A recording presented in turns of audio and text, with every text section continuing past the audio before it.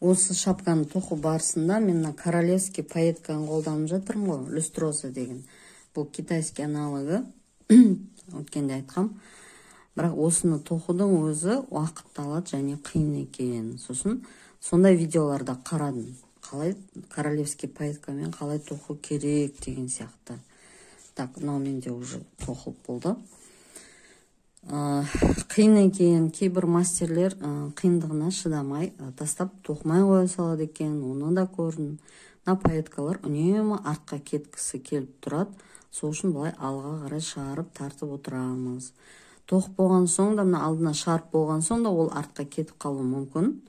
Сонда тартып, оны алдыға шығарып тұру керек, сонда алдында тұрады. Бірақ ұсақ арасында 2-3 миллиметрліктер бар, 2 миллиметр ма сондай. Олар енді артында қалып кете береді, енді ештеңе алмайды.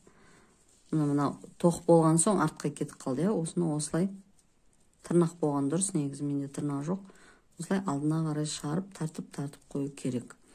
Енді бір шеберлер, шетелдік шеберлер, мен мынаны шапкаға ғана қосып көріп жатырмын. Бұл пайетканы кәдімгі свитерлерге қосады, үлкен плечевой киімдерге, заттарға. Ұсақтары артта қалып кетіп жатыр. Енді оны алға ешқандай шығарамаймын. Bir шамасы ғана қалады алдында, көбісі артында қалып кетеді. Бірақ пайетке қосылып тоқылған зат сәнді көрінеді. Бұл енді былтырдан бері трендте екен. Мен биыл көрдім. Көре салып осы пайеткеге ғашық болдым. Алғым келді, тоқым келді. Аллаға мыңда бір шүкір. Қалаған өзімнің сүйікті ісіммен айналысып жатырмын қазір.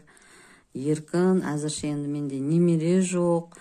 Бұлай ұлдарым өсіп қалған, үлкен, сондықтан өзім бейім, өзім қожа болғасын, өзіме, өз уақытыма қалаған сүйікті ісіммен айналысып жатырмын.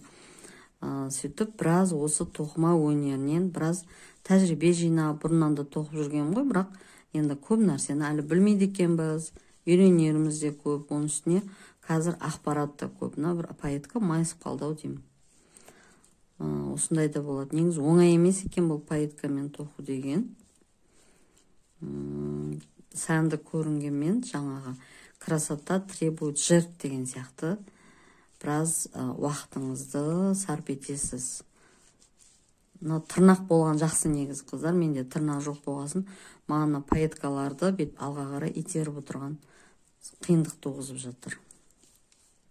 Әзірше осы, кейін тағы жаңалық болса бөлісер, мынаны кішкене тоқып алайын. Содан кейін көресіздер не шығып жатқанын.